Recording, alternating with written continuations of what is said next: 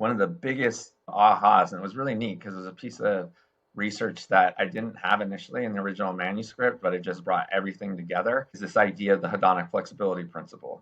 The it's this really good piece of research out of Stanford, uh, and really big sample size, 28,000 participants. And there were other researchers. Oxford was involved and one other university. They went, and the big question for the research was, right, this idea in philosophy, are we always trying to either, guide ourselves towards pleasure or trying to escape pain? And so it should be no surprise that one of the questions that was answered is that if you're constantly not enjoying yourself, you actually do find poor ways to escape that pain, right? And so they found folks that were burnt out were primarily picking poor ways to escape that sense of unease, things like drinking too much or just doing a lot of things that weren't necessarily restorative, right? It was really more of a way to just displace that feeling that you had, to numb it.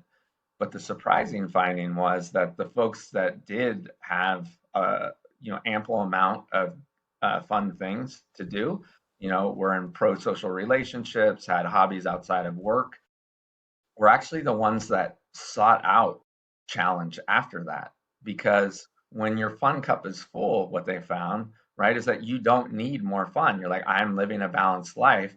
And so that's when growth can start to happen.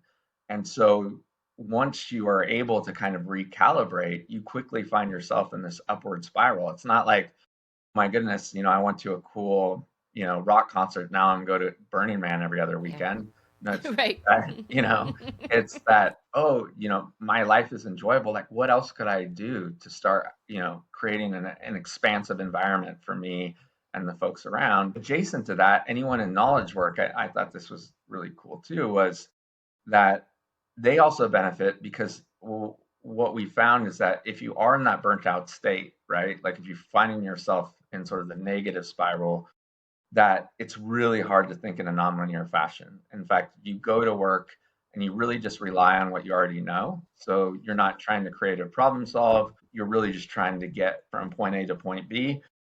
And oftentimes you're a lot less productive, right? And what does that mean? Especially if you're just trying to keep up, that you're working harder, right? And so that you're even crowding out more time for leisure. And so when you think about it in that context, it's not just about folks that want to live a more joyful life.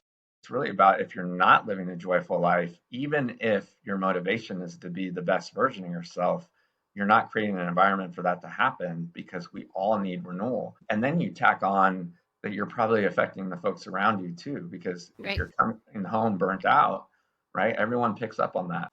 Yeah, and I love how what you're talking about there, which is you're building more capacity when you're in that upward spiral, and you're and in your book you apply it to so many different areas, whether it's work and parenting. I mean, and you just did that again with what you mentioned there. But agency is such a consistent theme throughout your book, in managing our time and parenting and work and tackling hard things.